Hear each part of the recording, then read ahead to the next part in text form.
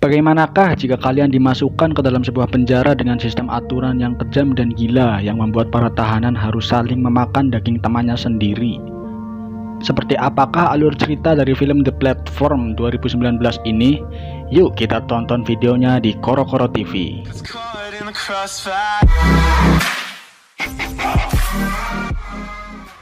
Film diawali dengan diperlihatkannya seorang kakek pengelola penjara yang sedang mengecek kualitas makanan untuk para tahanan. Kemudian scene berpindah kepada seorang pria bernama Goreng yang terbangun dari tidurnya di sebuah ruang penjara. Tiap ruangan penjara ini diisi oleh dua orang. Si Goreng ini ditempatkan bersama seorang kakek tua bernama Trimagasi. Goreng yang baru masuk penjara masih kebingungan dan bertanya-tanya tentang penjara ini.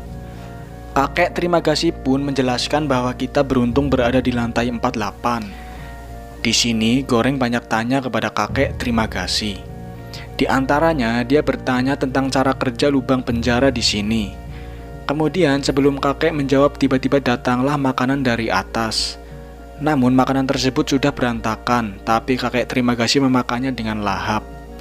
Goreng yang jijik melihat makanan tersebut memilih tidak makan. Dia cuma mengambil buah apel dan hendak menyimpannya untuk nanti. Tak lama kemudian, meja makan pun turun ke bawah. Lalu kakek Trimagasi meludahi makanan itu ke bawah. Kemudian tiba-tiba suhu ruangan menjadi panas. Goreng bertanya kenapa tiba-tiba panas begini. Kakek Trimagasi pun memberitahu Goreng karena kau menyimpan makanan di sakumu. Lalu Goreng membuang apel tersebut ke lubang. Suhu pun normal kembali. Kakek Trimagasi lalu menjelaskan bahwa meja makan yang berjalan itu adalah jatah makanan untuk seluruh para tahanan. Jadi semakin kecil nomornya, maka semakin banyak dan baik makanan yang bisa ia makan. Dan semakin besar nomornya, maka semakin buruk dan sedikit pula kondisi dan jumlah makanannya.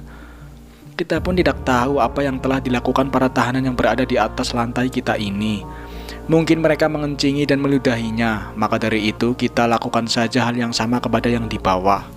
Tiap bulan kita akan mendapati lantai yang berbeda secara acak. Jika kau beruntung, kau akan menempati lantai dengan nomor kecil. Jika kau sial, kau akan mendapati lantai dengan nomor yang besar. Esok harinya, makanan pun datang lagi. Goreng tetap menahan laparnya dan tidak mau memakan makanan tersebut. Mereka pun mulai mengobrol lagi. Di penjara ini dibolehkan membawa satu barang yang mereka sukai. Goreng membawa buku, sedangkan kakek Trimagasi membawa pisau tajam. Lalu Goreng bertanya, mengapa kau bisa berada di sini? Kakek itu menjawab bahwa dia melempar TV dari atas jendela, kemudian tak sengaja mengenai seorang bocah dan meninggal. Lalu dia ditahan di penjara neraka ini. Sedangkan si Goreng datang ke sini hanya untuk mendapatkan sertifikasi diploma. Jadi semacam syarat untuk dapat sertifikat lah, bukan sebuah kejahatan. Esok harinya makanan datang lagi. Karena Goreng belum makan, maka secara terpaksa akhirnya dia makan juga. Hari demi hari Goreng mulai terbiasa dengan makanan bekas di penjara ini. Dia mulai akrab dengan kakek Trimagasi ini. Hari pun berganti. Saat itu ada seseorang yang terjun dari lantai atas. Lalu Goreng kaget dan berkata, kenapa dia? Trimagasi menjawab, dia mungkin tahu bahwa besok akan berada di ruangan yang berangka besar. Dia lebih memilih bunuh diri daripada sengsara berkepanjangan. Kemudian Goreng bertanya, kau pasti sudah lama di sini, apa kau pernah berada di ruangan berangka besar? Kakek itu pun menjawab, aku pernah berada di ruangan 132 bersama seseorang. Goreng bertanya, kemana dia sekarang? Kakek Trimagasi pun tak menjawab. Goreng yang curiga lalu bertanya, apakah kau membunuhnya? Obrolan mereka lalu terhenti karena meja makan datang. Kali ini meja itu datang bersama dengan wanita yang bernama Miharu. Miharu ini terlihat terluka dan berdarah. Goreng mengkhawatirkan Miharu. Miharu yang melihat perhatian Goreng seperti respek padanya. Dia memandangi Goreng dan seperti menyukainya. Goreng pun bertanya pada Trimagasi, ada apa dengan wanita ini? Kakek itu pun menjawab, dia selalu datang seperti itu tiap bulan untuk mencari anaknya. Meja makan pun turun. Di sana Miharu diganggu oleh dua orang tahanan, tapi hebatnya Miharu ini berhasil membunuh mereka berdua, meskipun Miharu terluka juga. Esok harinya mereka sudah memasuki hari terakhir di ruangan 48 ini. Saatnya semua tahanan pindah ruangan secara acak. Kakek Trimagasi menyuruh Goreng untuk berdoa agar kita ditempatkan di ruangan yang berangka kecil. Kemudian gas tidur pun dilepaskan. Semua tahanan tertidur dan ruangan mereka mulai diacak. Keesokan harinya, Goreng pun bangun dari tidurnya dan ternyata dia dalam keadaan diikat. Sudah jelas yang mengikatnya adalah teman satu selnya, yaitu si kakek terima kasih. Kini mereka mendapatkan ruangan dengan angka besar yang pastinya tidak akan mendapat jatah makanan. Tujuan si kakek mengikat Goreng adalah untuk menjadikannya sebagai makanan. Tapi kakek ini tidak berniat untuk membunuh Goreng. Karena kakek ini menyukai Goreng, alhasil dia berusaha untuk berpuasa dahulu selama seminggu. Keesokan harinya, meja makan pun datang, tapi tak ada sisa apa-apa kecuali piring dan gelas saja. Goreng yang melihat itu kini sadar bahwa kakek ini dahulu pasti telah membunuh dan memakan teman satu selnya. Hari demi hari dilewati, belum juga seminggu si kakek ini sudah tak bisa menahan rasa laparnya. Alhasil, si kakek ini memutuskan untuk mulai memakan Goreng dan mengiris bagian pahanya. Goreng pun menjerit kesakitan. Bebarengan dengan itu, meja makan datang bersama dengan Miharu. Miharu yang melihat Goreng kesakitan lalu menolongnya dan memerintahkan Goreng untuk membunuh kakek terima kasih.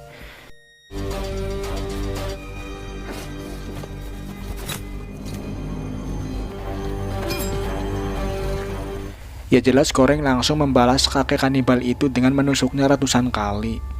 Keesokan harinya, Goreng terbangun dari tidurnya, lalu dia melihat Miharu sedang memakan daging kakek terima kasih. Miharu yang melihat Goreng bangun lalu mendatanginya dan menyuapi daging kakek terima kasih. Goreng yang belum terbiasa mual akan hal ini. Lalu Goreng menanyai Miharu, siapa nama anakmu?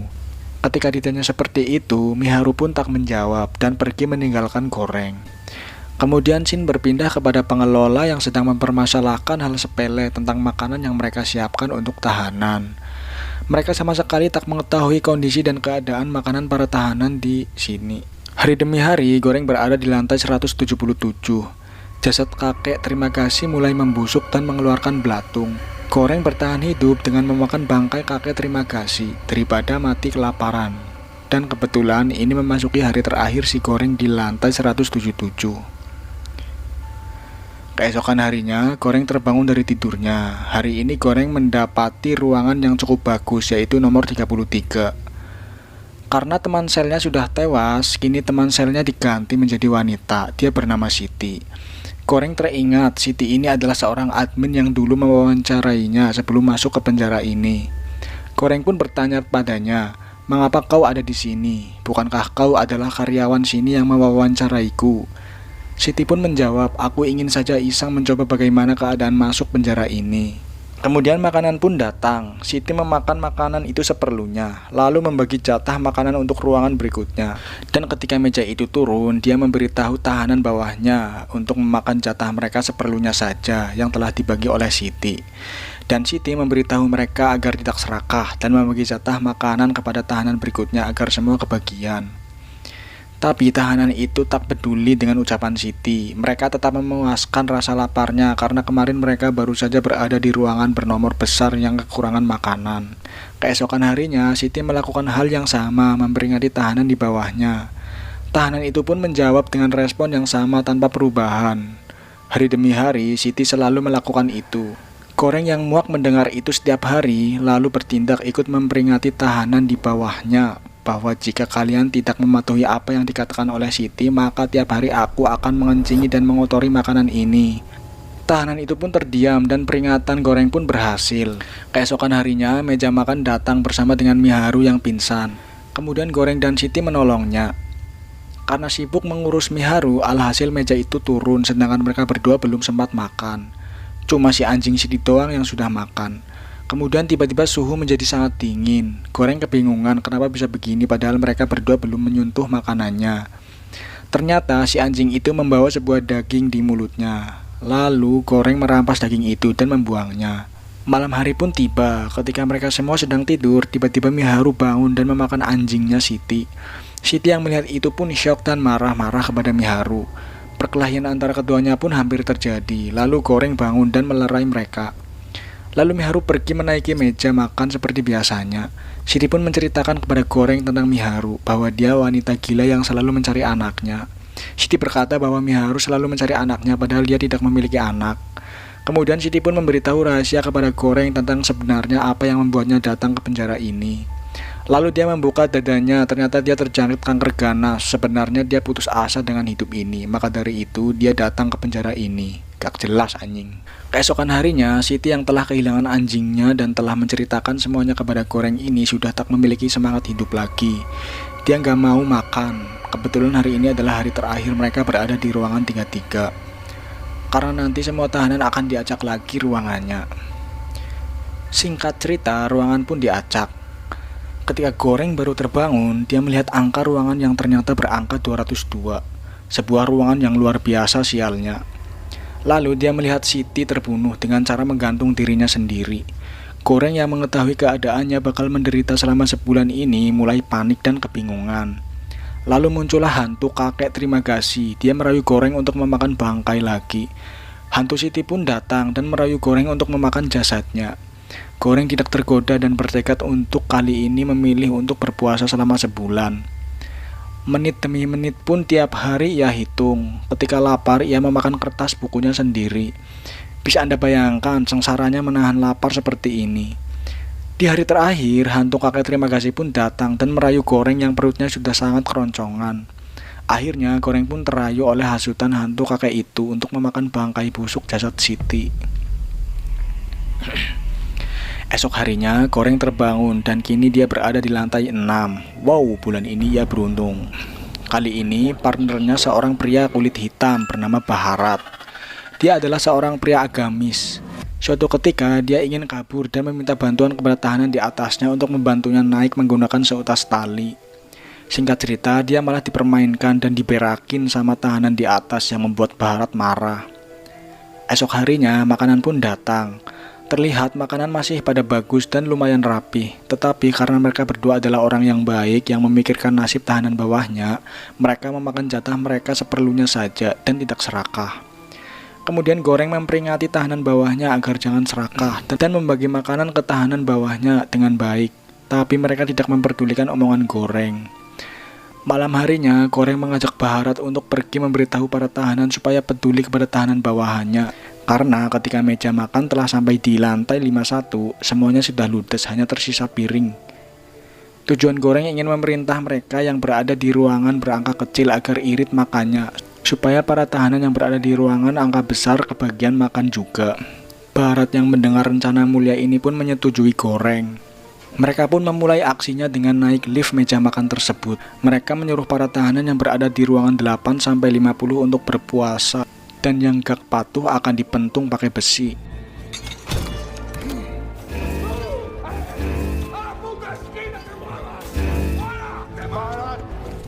Di tengah perjalanan, Baharat bertemu gurunya. Dia berkata kepada Baharat untuk menyampaikan pesan menggunakan kue panatat cota. Baharat disuruh menjaga kue ini hingga meja ini kembali ke lantai 0 dan sampai kepada para pengelola. Diharapkan agar mereka menyangka bahwa para tahanan sudah bisa membagi jatah makanan mereka dengan baik. Lantai demi lantai pun mereka lewati. Ketika mereka mulai melewati lantai 50, mereka mulai membagikan makanan secukupnya kepada para tahanan. Ketika mereka melewati beberapa ruangan, mereka melihat banyak sekali tahanan yang telah meninggal. Lalu mereka menemukan seorang pria besar yang sedang membunuh Miharu. Goreng pun turun dan berkelahi untuk menyelamatkan Miharu. Sedangkan Baharat bertarung dengan pria berpedang. Baharat berhasil mengalahkannya, tapi ia terkena luka tebasan pedang yang cukup parah di perutnya. Kemudian Baharat menyelamatkan Goreng yang hampir mati oleh pria kekar tersebut. Goreng bersedih karena Miharu telah tewas. Singkat cerita, mereka melanjutkan perjalanan lagi menuju lantai bawah. Semakin ke bawah, kondisi para tahanan semakin parah saja. Hingga suatu ketika mereka berhenti di sebuah ruangan berangka 333. Mereka heran mengapa meja ini berhenti padahal tak ada seorang pun di ruangan ini. Ternyata mereka menemukan seorang bocil yang sedang ngumpet di kolong kasur. Goreng langsung menebak ini adalah anak Miharu. Lalu dia menghampirinya dan memerintahkan Baharat untuk memberikan kue pancotannya ke bocil ini. Baharat awalnya tidak mau memberikannya, tapi dia tak tega melihat bocil kurus tersebut. Alhasil mereka memberikan kue itu padanya. Malam harinya, Goreng mulai bermimpi didatangi oleh hantu kakek terima kasih, Siti, Miharu, dan Baharat. Hantu Baharat memberitahu kepada Goreng bahwa anak ini adalah pesannya. Kemudian Goreng terbangun dan melihat Baharat telah meninggal karena kehabisan darah. Singkat cerita, Goreng lalu membawa bocil ini ke lantai paling dasar.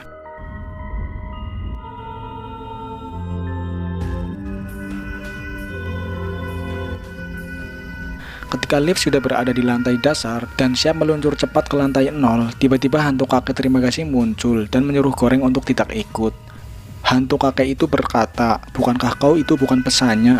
Kemudian Goreng pun pergi dari meja itu dan berharap anak ini berhasil menjadi pesan kepada para pengelola. Lalu film diakhiri dengan bocil itu yang sedang meluncur ke lantai 0. Film pun selesai. Endingnya anjing banget.